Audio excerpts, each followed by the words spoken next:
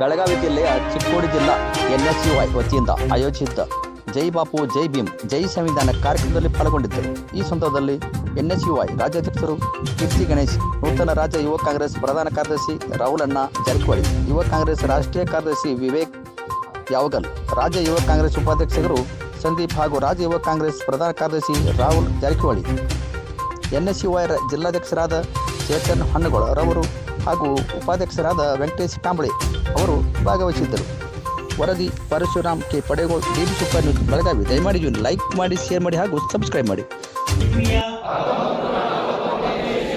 November ತಿಂಗಳ 26ನೇ ದಿನದಂದು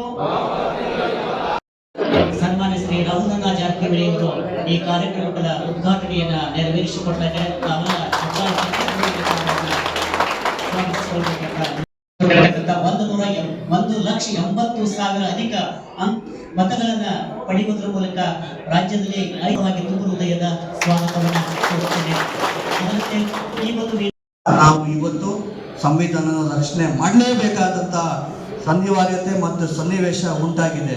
ಹಾಗಾಗಿ ನಾನು ನಮ್ಮೆಲ್ಲರೂ ಕೇಳ್ಕೊತ ಈ ಒಂದು ವಿಚಾರವನ್ನು ತಮ್ಮಲ್ಲಿ ಮತ್ತು ಎಲ್ಲ ಕಡೆ ಹಂಚಿಕೆ ಮಾಡ್ತಾ ಈ ಸಂವಿಧಾನ ರಕ್ಷಣೆ ಮಾಡಬೇಕು, ನಾವು ಗಾಂಧಿ ಭಾರತವನ್ನು ಉಳಿಸ್ಬೇಕು ಅಂತ ತಮ್ಮನ್ನೆಲ್ಲರೂ ನಾನು ಹೃತ್ಪೂರ್ವಕವಾಗಿ ನಾನು ಕೇಳ್ಕೊತಾ ಇದ್ದೀನಿ. ನಾನು ಇಷ್ಟು ಮಾತಾಡಲಿಕ್ಕೆ ಅವಕಾಶ ಮಾಡಿಕೊಟ್ಟಿದ್ದ ತಮ್ಮೆಲ್ಲರಿಗೂ ನಾನು ಮಾತುಗಳನ್ನ ನನ್ನ ಮಾತನ್ನ ಮುಗಿಸ್ತಾ ಇದ್ದೀನಿ. ಜೈ ಬಾಪು, ಜೈ ಭೀಮ್, ಜೈ ಸಂವಿಧಾನ.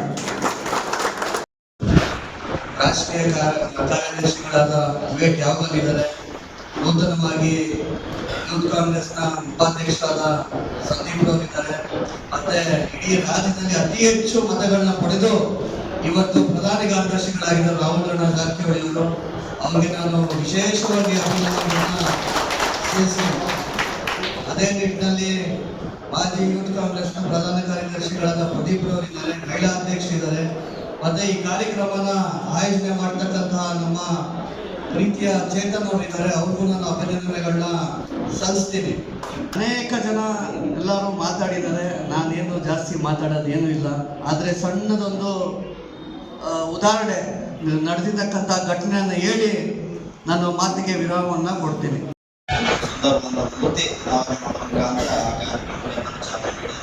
ಆ ಕಾರ್ಯಕ್ರಮಕ್ಕೆ ಮತ್ತೆ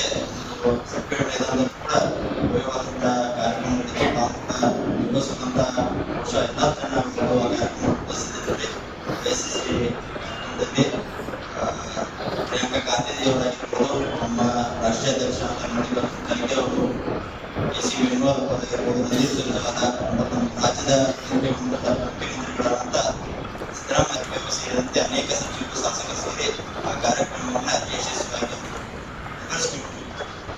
ಅಲ್ಲಿ ಕೂಡ ಸಾಕಷ್ಟು ಜನ ತಾವು ಸೇರಿದರೆ ಜೈ ಬಾಪು ಜೈ ಭೀಮ್ ಜೈ ಸಂವಿಧಾನ ಕಾರ್ಯಕ್ರಮ ಮಾಡೋ ಉದ್ದೇಶ ಏನಂದ್ರೆ ನಮ್ಮ ಮುಂದಿನ ಪೀಳಿಗೆಗಳಿಗೆ, ವಿದ್ಯಾರ್ಥಿಗಳಿಗೆ, ನಮ್ಮ ಮಕ್ಕಳಿಗೆ ಮಹಾತ್ಮ ಗಾಂಧೀಜಿ ಈ